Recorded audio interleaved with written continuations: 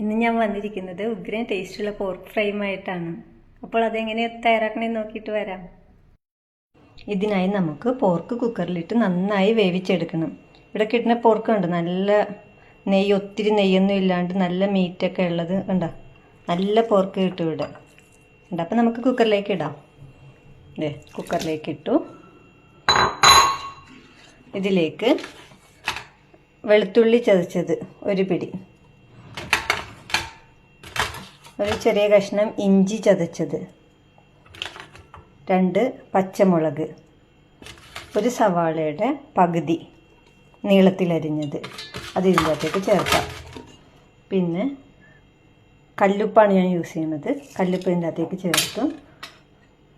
2 teaspoon മതി, 2.5 teaspoon മുളക് പൊടി,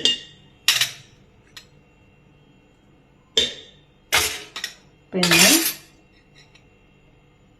1.5 ടീസ്പൂൺ മല്ലിപ്പൊടി, 1/2 ടീസ്പൂൺ മഞ്ഞൾപ്പൊടി, 1 ടീസ്പൂൺ ഗരം മസാല. ഇത് കുറച്ച് എണ്ണയും കൂടി ചേർത്ത് നമുക്ക് നന്നായിട്ട് മിക്സ് ചെയ്തെടുക്കാം.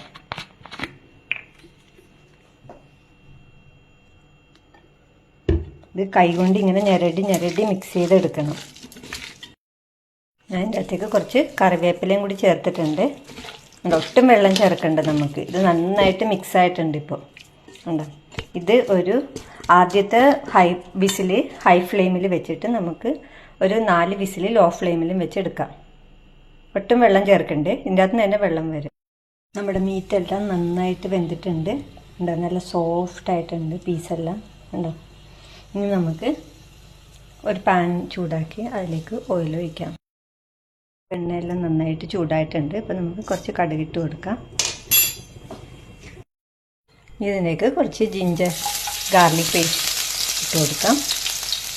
അതിൻ്റെ ഒപ്പം ഒരു പകുതി സവാള അരിഞ്ഞത്, ഒരു 15 ചെറിയ ഉള്ളി ചതച്ചത്. ഇത് നന്നായിട്ട് വഴറ്റാം.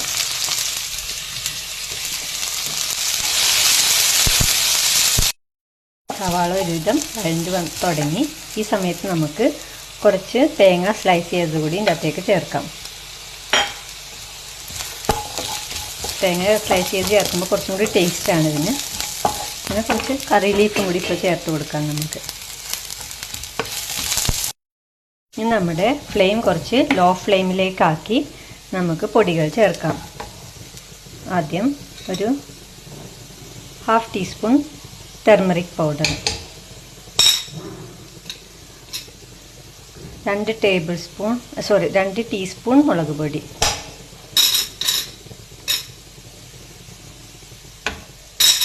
1 ടീസ്പൂൺ ഗരം മസാല,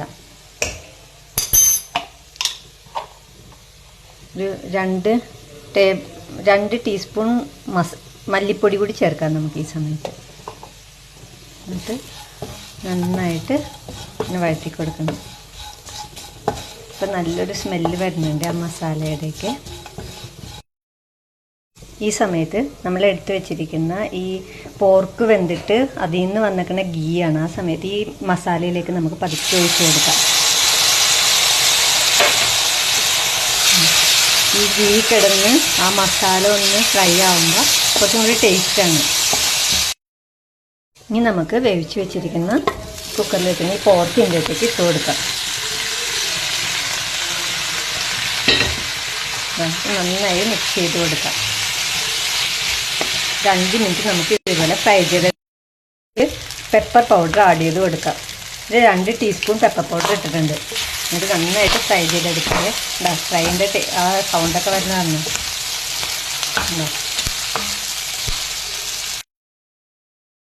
കണ്ടോ, നമ്മുടെ ടേസ്റ്റിയായ പോർക്ക് ഫ്രൈ റെഡിയായി.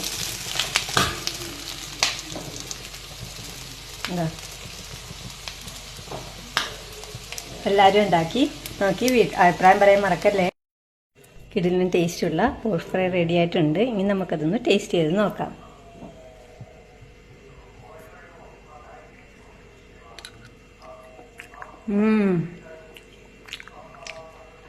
നല്ല സോഫ്റ്റായും നല്ല ടേസ്റ്റ് ഉണ്ട്. വാലിട്ട് അലിഞ്ഞു പോകുന്ന ടേസ്റ്റ്.